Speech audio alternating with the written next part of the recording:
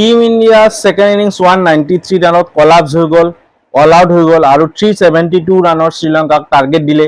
আজি আছিল day 4, day 4ৰ শেষত আজি আমি ডে 4ৰ এনালাইচিছ কৰিম আৰু কালি ডে 5 অৰ্থাৎ অন্তিম দিন, আৰু লগতে আমি লাইভ ষ্ট্ৰীমো কৰিছোঁ। লাইভ ষ্ট্ৰীম আপোনালোকে চাব বিচাৰিলে আমাৰ চেনেলত চাব পাৰে, আৰু চেনেলটোত ফাৰ্ষ্ট টাইম আহিছে যদি ছাবস্ক্ৰাইব কৰি লওক, ভিডিঅ'টো স্কিপ নকৰি শেষলৈ চাব, গোটেইখিনি আপডেট আপোনালোকে পাব। তো ইণ্ডিয়া ভাৰ্চেছ যি শ্ৰীলংকাৰ প্ৰথম টেষ্ট গালেত চলি আছে, তাৰে আজি আছিল 4th ডে, আৰু 4th ডেত মই যদি কওঁ শ্ৰীলংকাৰ ফাৰ্ষ্ট ইনিংছত 284 ৰানত অল আউট হৈ যায় আৰু ইণ্ডিয়াও কলাপছ কৰে 193 ৰান।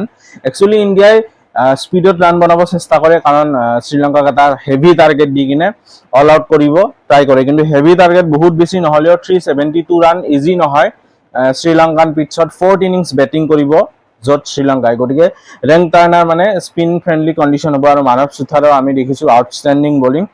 লগতে এতিয়া আজিৰ যদি মই কণ্ডিশ্যনৰ কথা কওঁ, শ্ৰীলংকাই আজি যি 372 ৰানৰ টাৰ্গেট দিয়ে সেয়া চেছ কৰি 84 ৰানত 4টা উইকেট শ্ৰীলংকাই হেৰুৱায়। আৰু লগতে শ্ৰীলংকাৰ হৈ বৰ্তমান বেটিং কৰি আছে ধনঞ্জয় দা চিলভা, কেপ্টেইন 31 ৰানত 31 ৰানত বেটিং কৰি আছে, আৰু সোণাল দিনুছা 25 ৰানত বেটিং কৰি আছে। আৰু সোণালৰ আমি বেটিং ফাৰ্ষ্ট ইনিংছত দেখিছোঁ খুবেই সুন্দৰ, তেওঁ চেঞ্চুৰী বনায় সোণাল দিনুছাই, লগতে নিৰচন দিগবালাৰ লগত 80 ৰানৰ ইনিংছ এটা খেলা। সেই পাৰ্টনাৰশ্বিপটোৱে শ্ৰীলংকাক এইখিনি ৰানলৈ ফাৰ্ষ্ট ইনিংছত লৈ গৈছিল। গতিকে এগেইন সোণাল বৰ্তমান বেটিং কৰি আছে 25 ৰানত, আৰু ধনঞ্জয় দা চিলভা 31 ৰানত।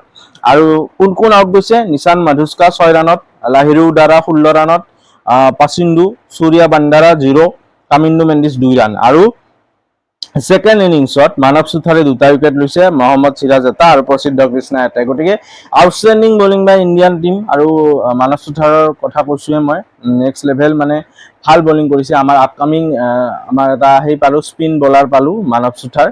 আৰু ঋষভ পন্তে যি মানে আক্ৰমণাত্মক পাৰি এটা খেলিছে 69 বলত 66 ৰান, যাৰ ফলত ইণ্ডিয়াই 193 ৰান বনাবলৈ সক্ষম হয়। কিন্তু তাৰে ফলত বাকী যদি মই কওঁ দেৱদত্ত পাডিকুলে 44 ৰান আৰু কে এল ৰাহুলে 35 ৰান বনায়, তাৰ বাহিৰে কোনেও এটাই 10 ৰানো চুব নোৱাৰে। আৰু পন্তে যদি এইখিনি ৰান নবনালে হয় কিজানি মেটছখন আৰু বেছি টাইট হ'লে হয়।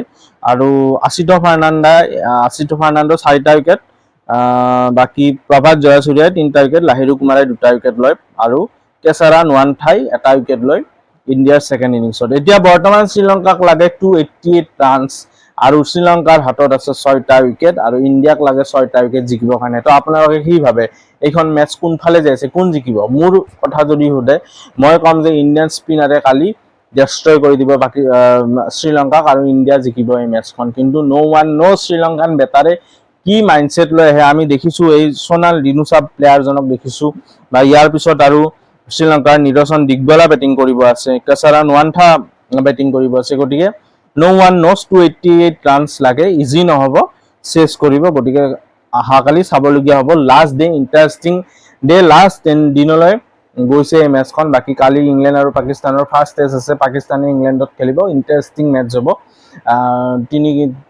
তিনিখন টেষ্ট খেলিব, সেইটো চিৰিজৰ ওপৰতো আমি ভিডিঅ' বনাম।